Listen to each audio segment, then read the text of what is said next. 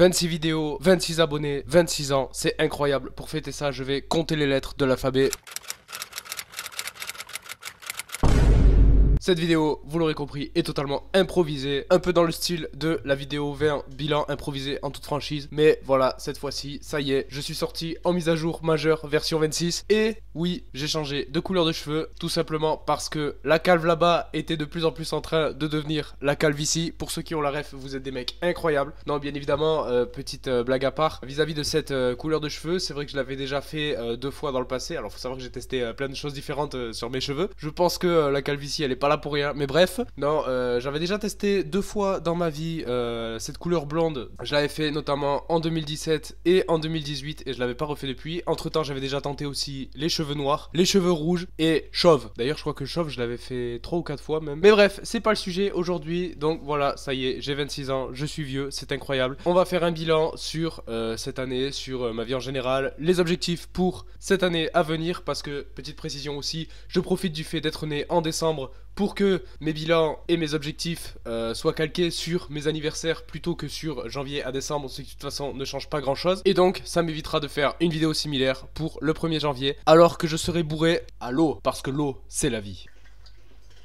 En plus, j'ai écrit aucun script pour cette vidéo, si ce n'est l'intro, donc c'est parti. Alors premièrement, je voulais revenir sur, la chaîne YouTube. Ça fait 4 mois maintenant, un peu plus de 4 mois du coup, que je l'ai lancé officiellement. On est donc, comme vous l'aurez compris, à 26 vidéos, en sachant que quand je parle en nombre de vidéos, je ne parle pas de shorts. Il y a à peu près une vingtaine de shorts sur la chaîne, qui sont aussi d'ailleurs, je précise, sur Instagram et TikTok. Mais je rappelle, à la base, les shorts, c'est juste pour pouvoir amener des gens de ces plateformes vers mon contenu long, qui est mon contenu principal. Même si voilà, c'est vrai que même moi ça m'arrive encore de regarder parfois mes shorts quand j'ai besoin de motivation, et c'est une très bonne chose parce que j'en ai parlé dans le dernier bilan, mais c'est vrai que le fait d'avoir recours à mes propres contenus quand j'ai besoin de motivation ou de rappel, c'est quelque chose d'incroyable parce que je n'ai pas besoin constamment d'aller voir des contenus extérieurs. Bref, passons, ça c'était pour la partie vite fait short, etc.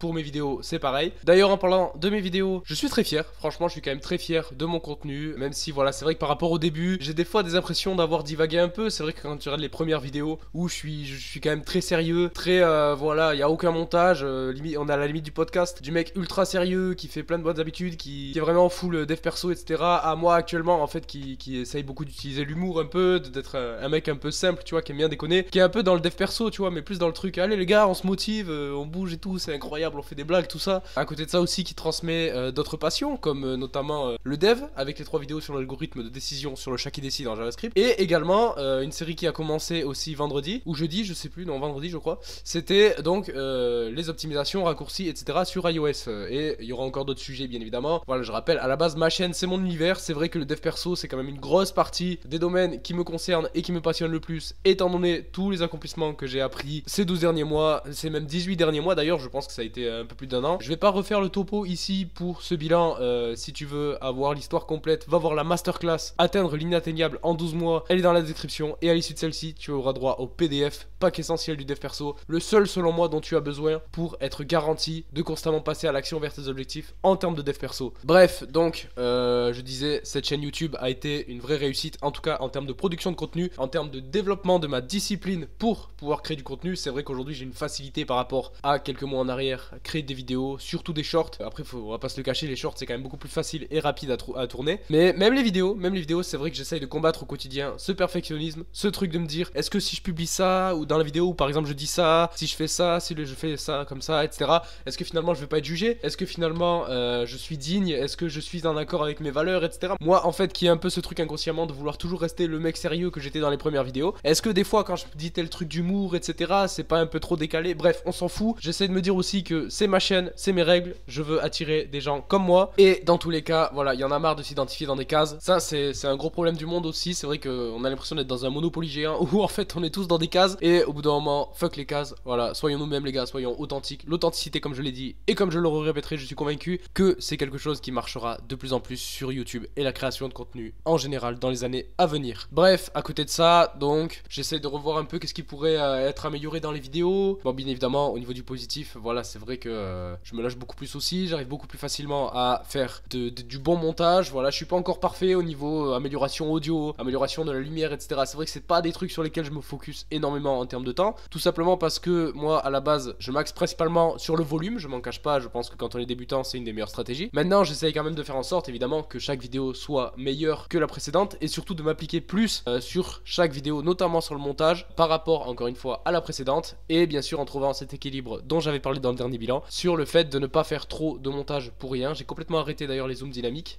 Aujourd'hui je fais du montage mais plus pour que la vidéo soit digeste, que la vidéo aussi soit peut-être agréable à regarder comme à écouter, mais voilà, sans que ce soit superflu et sans niquer le temps d'attention des gens. De manière générale, j'essaye de faire en sorte aussi que toutes mes vidéos puissent être écoutées en 100% audio, en comprenant quand même de quoi je parle. Bon, bien sûr, il y a peut-être certaines vidéos comme l'iPhone ou l'algorithme de décision, ça va plus être des trucs qu'il va falloir regarder qu'écouter, mais tout ce qui est par exemple les entre-deux véritables, etc., je pense que voilà, vous pouvez les écouter en audio, il n'y a pas de souci, vous n'avez pas les éléments stimulants visuels, etc., etc. Donc voilà, ça c'était pour un peu le côté YouTube. Bon, comme j'ai dit, il y a aussi le côté autodérision, notamment avec la vidéo sur le mot interdit. Je m'étais fait un petit délire, ouais, j'avoue, j'étais en train de marcher, je me suis dit putain, mais en fait j'étais vraiment en train d'écouter toutes mes anciennes vidéos à la suite ce jour-là, et j'avais remarqué que je disais quand même énormément ce mot, que en vrai je sais qu'il n'y a pas de mal, mais j'ai envie d'essayer d'arrêter de le dire quand même, parce que c'est vrai que ce genre de mot, tu vois, il n'y a pas que ce mot là, il y en a d'autres, mais c'est le genre de mot que en fait j'ai l'impression quand je suis en train de me perdre un peu dans ce que je dis et d'avoir l'impression de parler un peu de manière éloquente, de manière stylée, bah j'ai tendance à dire ce genre de mots comme ça à outrance, tu vois. Bah, je vais le dire, mais on a les mots finalement, typiquement, des choses comme ça, c'est des mots que je dis très souvent quand même, etc. aussi, et c'est des mots je sais pas si ça vaut la peine de les employer autant que je le fais actuellement finalement. Je viens de faire exprès, hein, bien évidemment, bien sûr, mais voilà. Donc après vis-à-vis de ça aussi, donc je disais que est-ce qu'il y a des points d'amélioration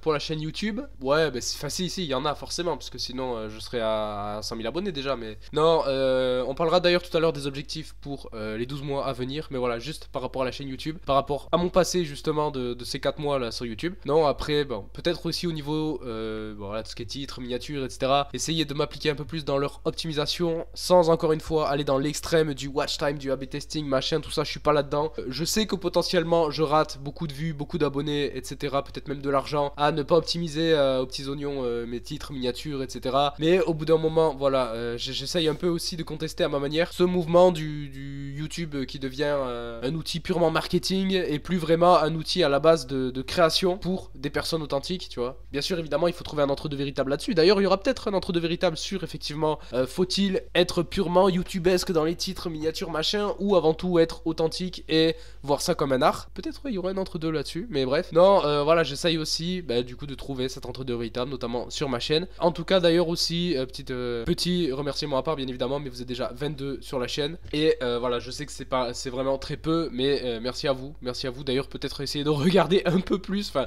en vrai, non, parce que tu vois, des fois, je regarde les analytiques et je me dis, putain, mais en fait, il y a très peu de visionnage qui vient des gens qui sont déjà abonnés à ma chaîne, tu vois. Il y en a beaucoup. Bon, après, je pense qu'il y a les shorts aussi qui interfèrent là-dedans. Il y a quand même beaucoup de gens qui regardent mes vidéos qui ne sont pas abonnés. Alors, je sais pas de quelle manière je dois le prendre. Est-ce que les gens s'abonnent, mais au final, ils reviennent pas parce qu'ils s'en fichent? Ou alors, est-ce que la bonne nouvelle, les gens s'abonnent, mais comme en fait, on est un peu dans ce délire dev perso, etc., et que les gens qui s'abonnent à ma chaîne sont des gars comme moi, qui sont aussi dans le dev perso, qui essayent un peu de passer à l'action, de pas être tout le temps sur leurs vidéos, sur leur téléphone, etc. Est-ce que finalement, c'est des gens qui s'abonnent pour me soutenir, mais qui derrière ne vont pas avoir mes vidéos parce qu'ils passent à l'action derrière? Et ça, si c'est le cas, les gars, vous êtes des mecs vraiment incroyables et je vous félicite. Bref, donc après, non, voilà, peut-être aussi vis-à-vis de la chaîne, les améliorations, peut-être non, à part juste faire plus de vidéos pour l'instant. Bien évidemment, oui, il y aura des améliorations, mais là, j'ai pas trop d'idées qui me viennent.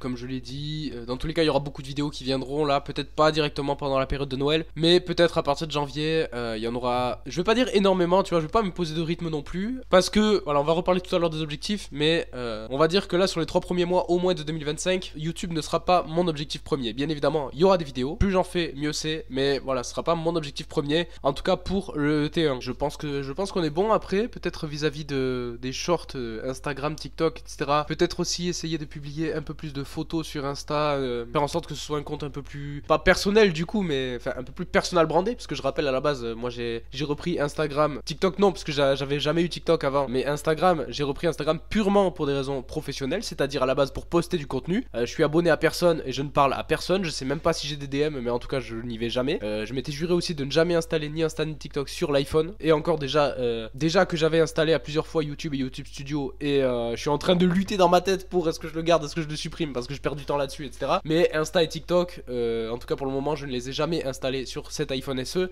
Si ce n'est, je crois, pour Insta, il fallait installer l'appli pour vérifier le compte à la création, mais c'est tout quoi. Bref, non, et après, on aura l'occasion, bien évidemment, peut-être que je ferai un bilan comme ça tous les 3 mois, mais vis-à-vis du coup de la chaîne, mais on aura l'occasion, bien évidemment, de reprendre plus en détail les points d'amélioration et le bilan positif, le bilan en général de la chaîne YouTube, les shorts et mon parcours de créateur de contenu en général. Bref, passons à la suite. On va voir maintenant le bilan cette fois-ci de ma vie, notamment ces derniers instants, ces derniers mois, ces dernières années, etc. Globalement, je trouve quand même que je vais beaucoup mieux. Je crois même que je suis à mon prime physique et mental actuellement. Alors, bien évidemment, j'en ai parlé, il y a encore pas mal d'anxiété, pas mal de manque d'estime de moi, etc. Ça, je travaille quand même énormément dessus, et je trouve que depuis la vidéo bilan du 20 novembre, ça va quand même beaucoup mieux. Mais voilà, il manque quelques petits trucs, etc. Certains sujets privés, je peux pas tellement en parler, mais à côté de ça, voilà, j'essaye aussi de faire en sorte de faire les choses qu'il faut. J'essaye aussi d'avoir une vision un peu finalement long terme, dans le sens où je prends l'exemple de la diète. Aujourd'hui, je suis plus dans ce truc de faut que j'arrête d'un coup les monsters, faut que j'arrête d'un coup le sandwich, le sucre, machin, etc. Bien évidemment, je sais que ce serait l'idéal absolu à terme de ne plus jamais bouffer de ces conneries. Maintenant, je sais très bien que mon cerveau, voilà, cavalier l'éléphant, je te renvoie à la vidéo 11, la volonté ne fait pas tout. Mais de manière générale, j'essaie de me dire que ça sert à rien de me contraindre à tout arrêter d'un coup, parce que à chaque fois que je l'ai tenté, j'ai jamais réussi sur le long terme. Donc bon, à quoi ça sert de continuer comme ça? Je me dis, bah au pire, l'idéal c'est que je n'en mange pas. Et en fait, j'essaye le plus possible de, par exemple chez moi, des fois j'ai envie d'aller m'acheter un sandwich à l'extérieur, mais je me dis non, vas-y, tu vas prendre une salade, tu vas te faire chauffer des légumes, etc. Tu vas bouffer bien, voilà, du poulet cuit, etc. Comme ça te fait un repas sandwich en moins. Et comme ça, si jamais par exemple le soir, bah t'es tenté d'aller bouffer un sandwich, bah déjà tu culpabiliseras moins parce que t'auras compensé avec le repas sain du midi, quoi. Et donc pareil du coup pour le Monster et l'eau, parce que l'eau c'est la vie, et je ne le redirai jamais assez. Voilà, bien évidemment, ça concerne la diète, il y a aussi d'autres domaines, mais de manière générale, je vais quand même énormément mieux que par le passé. Au niveau physique, pareil, je suis à mon prime aussi, c'est vrai que j'ai pas eu l'occasion de faire de vidéos sur le sujet, mais voilà, ça fait donc 4 mois que je fais de la musculation en salle à raison de 2 à 3 séances par semaine, et je suis trop fier de moi parce que je n'ai jamais loupé une seule semaine. En fait, depuis donc août, je n'ai jamais eu une semaine où je ne suis pas allé minimum 2 fois à la salle, et ça c'est incroyable, parce que voilà, encore une fois je renvoie à la masterclass, mais je faisais 115 kg de gras, je voulais absolument pas me mettre au sport, plein de choses ont fait que voilà, j'avais un mode de vie merdique, plusieurs fast-food à 40 balles par semaine, vous imaginez bien le délire, et encore, un truc qui m'a sauvé, je pense, c'est quand même la marche. Je marchais énormément, pareil aussi, j'en ai parlé dans la vidéo 100 000 pas, je crois, voilà, la marche, je marchais énormément, je pense que ça m'a sauvé aussi. Je suis quand même encore convaincu que si je m'étais pas mis à marcher tout ce temps depuis 2017, je serais peut-être monté à 150 kilos, quoi. Non, bref, plus sérieusement, je vais quand même beaucoup mieux dans ma vie en général, etc. Mais d'un côté, petite réflexion que j'ai eue il y a pas longtemps en marchant, je me suis dit, tu vois, aujourd'hui, je suis fier de dire que 2024 aura été une année incroyable, ma meilleure année finalement, mais 2024 aura été une année incroyable, mais pourtant j'aimerais bien pouvoir me dire que 2024 aura été une année de merde par rapport à 2025. Quelle citation banger, incroyable. Tout ça pour dire que j'ai l'impression qu'en fait là, comme je l'ai dit à la fin de la masterclass, je suis à peu près encore sur le point de patinage de l'exponentiel. En fait, j'ai fait, bon, 2018, 19, 20, 21, 22, 23, 24, là je suis ici, 25, 26, wouh, etc. Donc vraiment je suis sur le point de patinage de l'exponentiel, et je sens que à partir de 2025 on va être sur des progressions incroyables. Je ne dis pas ça pour flex, mais je dis ça pour tout simplement être fier de moi. À l'occasion de mon anniversaire, je pense que c'est vraiment une bonne chose, d'autant plus que voilà, la fin d'année approche, et si ça peut aussi en inspirer certains d'entre vous excusez-moi, je suis malade. Si ça peut en inspirer certains d'entre vous aussi, c'est une excellente chose, parce que je ne pars d'aucune situation spéciale, et j'ai eu un jeu de départ plutôt banal dans le poker de la vie. Bon, maintenant passons au chapitre de mes objectifs pour les années suivantes. Alors ce que je vais faire, c'est que je vais me calquer sur ma vidéo 5, c'est-à-dire ce que je ferais si je repartais de zéro, guide ultime dev perso. Dans cette vidéo, je parle du concept de saison, c'est-à-dire que en fait, je vis l'idéal selon moi en termes de dev perso, ça serait de vivre sa vie en termes de saison. Une saison, c'est une période généralement de quelques mois. Moi ce que je vais faire, c'est que je vais faire des saisons de 3 mois pour me calquer sur les trimestres, des saisons de 3 mois pendant lesquelles je serai focus principalement sur un objectif, ou alors ça peut être aussi des saisons d'équilibre. Une saison d'équilibre, donc ça va être une saison où je vais essayer d'équilibrer un peu les aspects de ma vie, comme santé, finances, sociales et accord avec soi-même, le carré de la vie. Et donc ce sera alterné avec des saisons full focus sur un seul objectif en majorité, puisque en fait l'idée ça serait de focus 80% de mes ressources, temps, énergie, argent et attention sur un objectif en particulier et de maintenir les autres domaines de ma vie à un niveau correct sans devoir faire trop d'efforts. Par exemple, mon objectif pour les 3 premiers mois de 2025, ce sera ma santé mentale. Ma santé mentale parce que j'estime qu'il y a encore beaucoup de choses à travailler, même si je vais très bien sur le moment, il y a encore pas mal de points d'amélioration. Voilà, je manque de discipline un petit peu par-ci par-là, d'estime de moi un petit peu par-ci par-là. Il y a des situations où je suis pas encore à l'aise socialement. D'ailleurs, dans santé mentale, je regroupe aussi compétences sociales, estime de moi en général et stoïcisme. Voilà, ce sera vraiment les 4 points pour ce T1 2025. Donc j'ai pas d'objectif particulier en termes chiffrés, mais voilà, je pense que ce sera 3 mois focus santé mentale. Bien évidemment, comme je l'ai dit, il y aura des vidéos. Maintenant, c'est pas ma priorité numéro 1. Si j'ai des vidéos à faire, j'en ferai. Il y en aura quand même beaucoup. J'essaierai de maintenir ce rythme de 1 à 3 vidéos par semaine que j'ai totalement réussi à tenir depuis le début. Mais voilà, donc santé mentale. J'ai pas encore d'objectif pour le reste, si ce n'est que ce que je me dis, c'est que peut-être pour les trimestres suivants, dans tous les cas, les domaines à améliorer, il y aura forcément la chaîne YouTube parce que j'aimerais quand même la faire croître, même si voilà, encore une fois, mon but c'est pas d'avoir des millions d'abonnés. Moi à la base je suis là pour trouver aussi des personnes comme moi pour pouvoir les aider, etc., et plus tard vivre de cette chaîne. Maintenant je pense que pouvoir peut-être viser 10 000 abonnés courant 2025, ça me semble un bon objectif ambitieux, mais on en reparlera comme j'ai dit peut-être au bilan justement fin mars. Du coup en attendant, je vais essayer aussi de dévoiler un peu ma vision pour le reste de 2025, donc comme j'ai dit la santé mentale, etc. D'ailleurs ça passera aussi par la diète et par la muscu. D'ailleurs aussi peut-être que je prévois de reprendre pas mal encore de muscles pour l'année 2025. Comme j'ai dit, donc faire croître la chaîne YouTube, peut-être commencer aussi à générer mes premiers revenus grâce à celle-ci, ou en tout cas grâce à des produits ou services associés. Peut-être, comme je l'ai dit aussi, améliorer mes compétences sociales, peut-être trouver une meuf, mais bon ça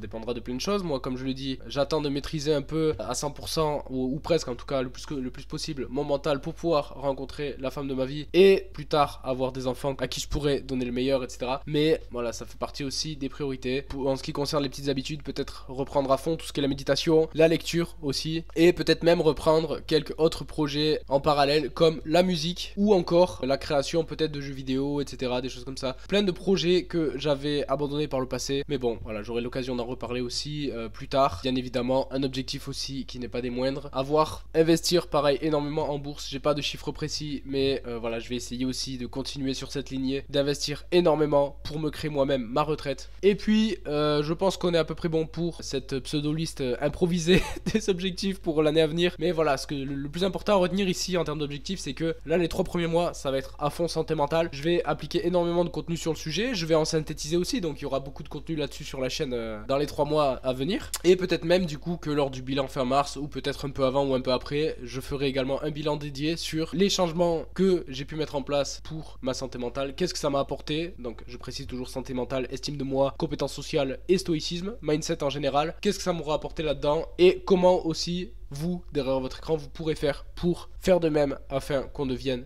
des hommes avec un état d'esprit incroyable. Bref, je pense que je commence à tourner en rond, alors je vais arrêter cette vidéo maintenant. J'espère que voilà, la vidéo vous a plu. Bon, si c'est le cas, ou même si c'est pas le cas d'ailleurs, je vous souhaite de bonnes fêtes de fin d'année. On se retrouve bien évidemment dans quelques jours. Je vais pas arrêter les vidéos non plus, il y en aura peut-être... Je veux pas me prononcer là-dessus. Il y aura forcément, je pense, des vidéos entre maintenant et janvier. Mais voilà, il y a la période des fêtes, etc. J'ai pas envie de dire il y aura de vidéos, il y aura pas de vidéos, etc. Il y en aura, peut-être une, peut-être plusieurs, voilà. Bon, je pense que j'ai mérité un petit peu de repos aussi. D'ailleurs, voilà, je tenais quand même à finir la vidéo avec cette citation que je me suis inventée. C'est pas vraiment une citation, mais c'est plus un truc personnel. Peu importe ce qui se passe à l'issue de 2024, mon année est largement gagnée. C'est une phrase que je m'étais dit en octobre même, ou même, non, en septembre. Donc, peu importe ce qui se passe à l'issue de 2024, mon année est largement gagnée. Et je pense qu'aujourd'hui, cette pensée est totalement confirmée. Voilà, cette vidéo touche à sa fin. On se retrouve donc dans quelques jours pour une prochaine vidéo. Passez de bonnes fêtes de fin d'année. C'était Anto, à la prochaine. Ciao mes soldats d'élite.